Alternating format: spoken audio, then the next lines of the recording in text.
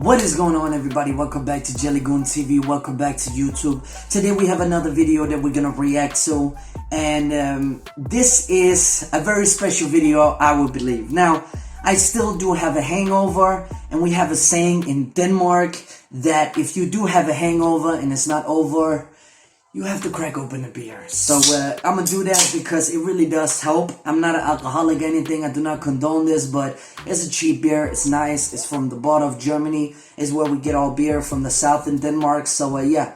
Anyway, I just want to say something when I'm sitting with a beer right now. I just want to say Happy New Year to each and every single one of you guys and girls. I really do wish you have a New Year's Eve with a fantastic party and a blown up everything. Like it could be amazing for me to know later on how your New Year's party went. But I just want to say cheers to all you people out there, and thank you so much for reacting to this video, and thank you so much for clicking on this video. Thank you so much for being a subscriber. Thank you so much for being a family, a friend, everything. So yeah, cheers and Happy New Year. Oh, nice. All right, so without further ado, we gotta get into the history part of Russia part 2. We reacted to part 1. Part 1 was about the Mongols coming or something like that. The Mongols, right? Yeah, the Mongols, I think, yeah. They came and they took over. I'm not talking about the MC, I'm talking about the humans. They called something like the Rata or something, or I can't really, Tata, I think, yeah, Tata. Yeah, and we learned about the Sweden overtaking everything and the mercenaries down below in the Russia and, you know, all these things. So let's just react to part 2 and see where we go from Russia. So let's get it while we drink this cola as beer. Let's go.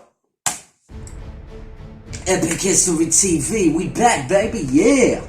A History of Russia, part 2, okay. I just spilled beer everywhere! God damn it! Russia was in a state of... Can't drink the beer without doing that. They called it the Time of Troubles. The Time of Troubles. That's where we left off? By war, I think, yeah. famine, and plague. Yeah. Up to a third of them perished. Foreign troops occupied Moscow, Smolensk, and Smolensk? Sweden. What are you doing, brother? Russia fought back. Prince Pozharsky and a merchant, Kuzma Minin, led the Russian militia to Moscow and threw out the Polish garrison. Nice. Since 2005, this event has been commemorated every 4th of November as Russian National Unity Day.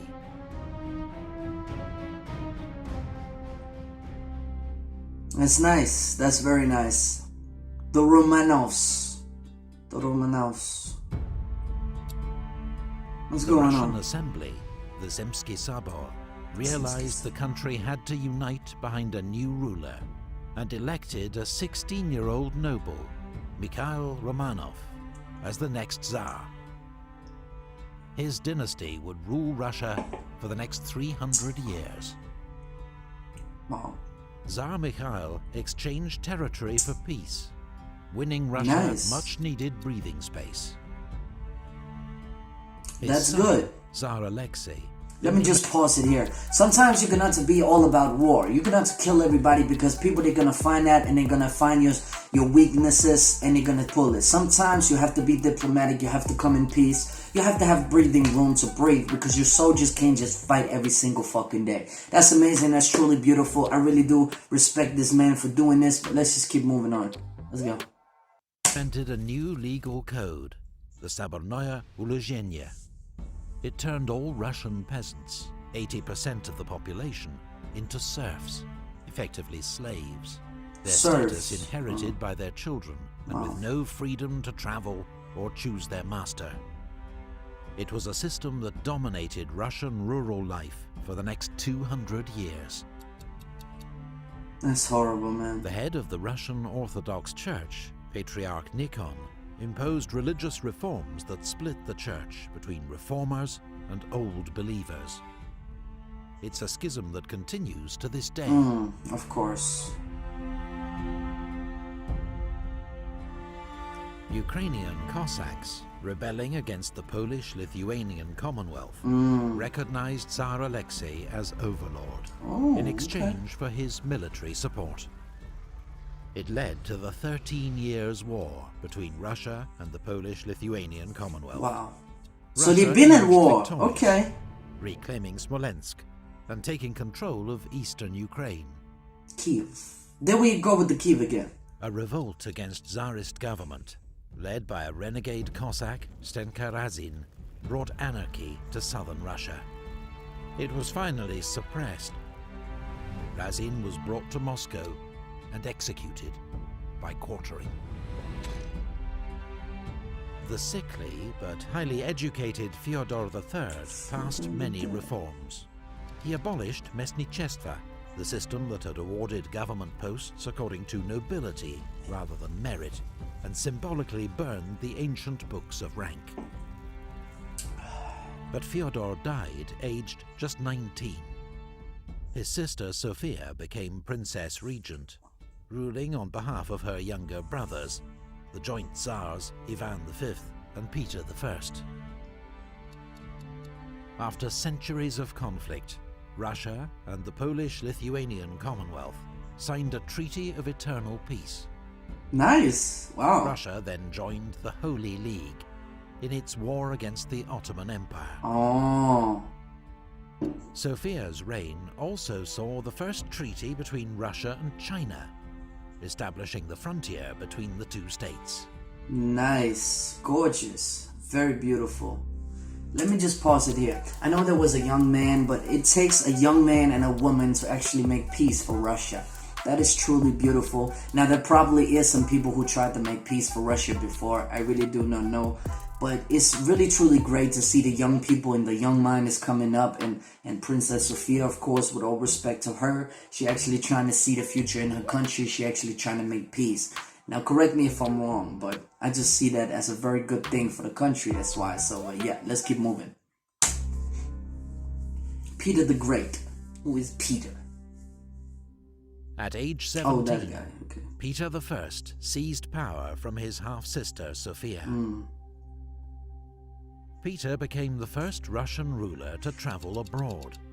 He toured Europe with his Grand Embassy, seeking allies for Russia's war against Turkey and learning the latest developments in science and shipbuilding. The war against Turkey was successfully concluded by the Treaty of Constantinople. Russia gained Azov from Turkey's ally, the Crimean Khanate, and with it, a foothold on the Black Sea. Oh, okay. Peter made many reforms, seeking to turn Russia into a modern European state. Nice. I like that. He demanded Russian nobles dress and behave like Europeans. He made those who refused to shave I don't like that. pay a beard tax. A beard tax? Peter built the That's first what we pay Russian right now. Navy, Damn it. reformed the army and government, and promoted industry, trade, and education.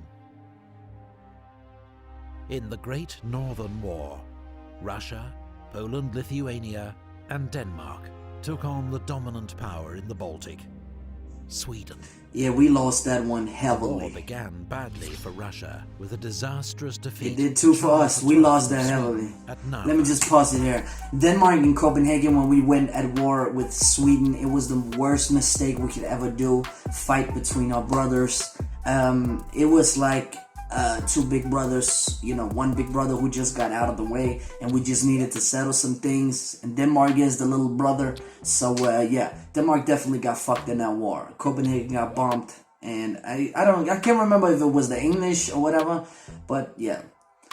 The English definitely did a payback, and I think the Sweden did too. I think the Sweden bombed Copenhagen. I can't really remember. I don't think it was the Britain, but yeah.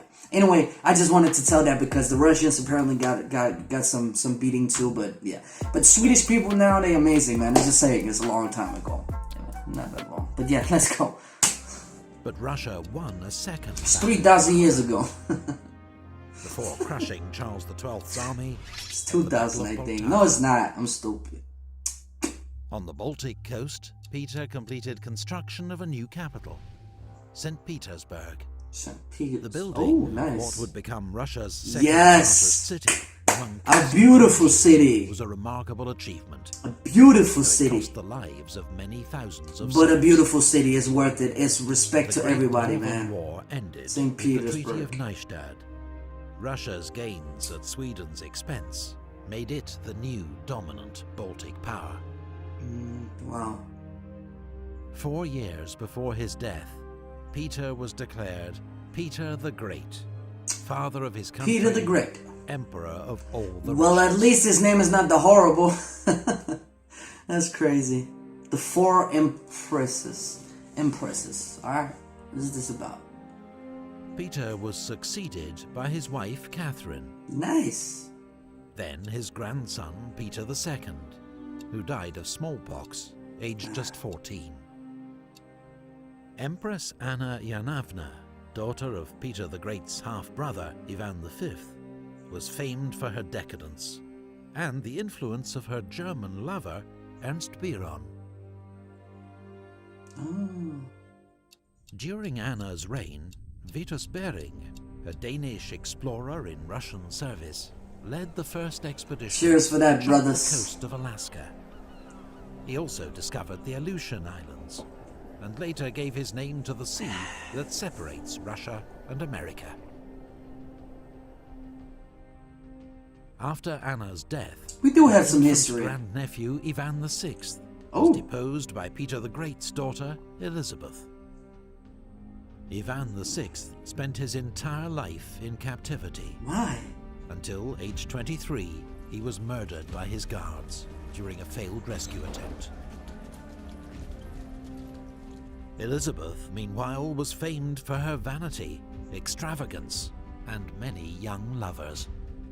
But she was also capable of decisive Well, the leadership. girl liked dick. I'm sorry. In alliance with France and Austria, Elizabeth led Russia into the 7 Years' War against Frederick the Great of Prussia. The Russian army inflicted a crushing defeat on Frederick at the Battle of Kunersdorf, but failed to exploit its victory. Meanwhile, in St. Petersburg, the Winter Palace was completed at vast expense. It would remain the monarch's official residence right up until the Russian Revolution of 1917. Oh, there would been a revolution, so you don't have a king anymore? Or Was something? Peter the Great's grandson by his elder daughter Anna Petrovna, who died as a consequence. Let me just pause. I know the video is almost done, but let me just say that you guys, Russia is really truly amazing. It's swifted. It's somehow it got modesty, you know, like it's swifted from a guy to a girl, from a guy to a girl, from a guy, and then girl. It's amazing how many girls and how many beautiful, beautiful women you actually had, which is very nice to see that actually women can rule too. You know what I mean? In history, that women are not all lost and men are not in position to do everything. Like women are still amazing, amazing, amazing human beings. That's really true. I really do respect this hierarchy right here. Of course, I don't respect the things that the people done, but I really do respect that this like man, woman, man, woman, man, man, woman, woman. You know what I mean? Like it's crazy. But anyway, let's just get done with the video. Let's go. It's crazy. Raised in Cheers Denmark, again and a happy new year. Peter spoke hardly any Russian, and What? greatly admired Russia's enemy, Frederick the Great. So he had Russia swap sides in the 7 Years' War, saving Frederick from almost certain defeat. This guy. Peter's actions angered many army officers, I could imagine and that. he'd always been despised by his German wife Catherine. Together, they deposed Peter III, who died a week later in suspicious circumstances. Of course, they killed him, but His wife Who knows? Catherine became See? Empress of Russia. Catherine Her II. reign would be remembered as one of Russia's most glorious. Nice. Can we get some information on Epic that History now? TV depends on donations from Definitely its gonna fans see another through part its of this, Patreon though. page. Please It's click the link beautiful. to find out how you can pledge as little as $1 per video. Alright, let's cut it here. Man, that's truly beautiful. The history of Russia is truly beautiful. Now, as I say, I like the way that it swifted from man to woman and man to woman. Now, I want to know, why is that last girl, what is her name? I can't really remember that. Let me see. Catherine II. Why is she so important in Russia? Can you please explain down in the comment down below? What did Catherine II do? Why is she so special? Now, if it's gonna come in part 3, if you watch part 3, please don't tell me, but I really do want to know because I like this. I like this a lot. It's beautiful to see that Russia actually have a change of command, especially a traitor, but, you know, traitor was a man. Anyway, dig that. But the ladies and the guys actually ruled together. Like, you know what I mean? Like, different times, but they took over for each other. They were like a family, you know? It was really beautiful. And in the Sweden War, we, of course, got beaten. Russia got beaten too, but Russia actually did something great. It actually took St. Petersburg, I think, or got St. Petersburg. So, yeah, I think it was very beautiful, very beautiful. I mean, Russia is a big country, just saying. No shit. But yeah, it was a beautiful video. I really did dig it. I love the history of Russia. I love the people. It's so gorgeous, especially when St. Petersburg got built. It was beautiful. Have you seen it now? It is the beautiful city. It's a beautiful, beautiful, beautiful city. And the Moscow is that old that it's just crazy. That is really crazy. But anyway, guys, if you like this video, please remember to like down below. And please remember to subscribe if you like this channel. We are almost at 80 subscribers. Our mark is 500 subscribers. It could be massively, massively appreciated if you hit that subscribe button and just, you know, support me. And, you know, I like to react to these videos and I like to give you people reactions. So to every guy and girl, a happy new year. And I hope that you come great into the new year. So yeah, cheers for that, man. I'm gonna see you into the next video. Peace.